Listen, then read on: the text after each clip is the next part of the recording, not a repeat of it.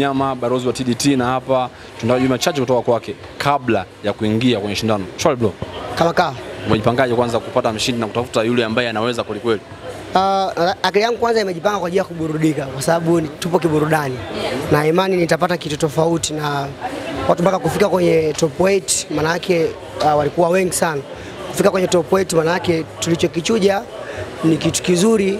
Kwa hiyo tunaamini tutapata leo vitu vizuri zaidi na mimi binafsi nimejipanga kutoa haki au kutenda haki kwa yule atakayefanya vizuri zaidi.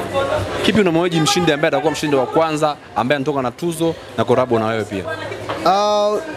Nadhani nitakachomwahidi cha kwanza tukishafanya korabu nitakuwa moja kati ya sehemu ya promotion ya hiyo nyimbo kusudi warau wapige hatua kwa sababu kila mtu ana ndoto ya kufika mbali. Umenielewa?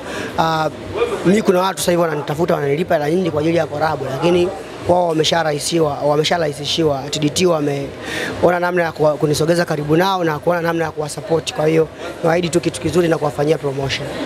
Ndio, kwa uchache kidogo nijue kuhusu album yako ambayo unaenda kutoa mwezi wa 5 mwishoni kama sijakosea. Nini hasa ambacho unachokuambia watu?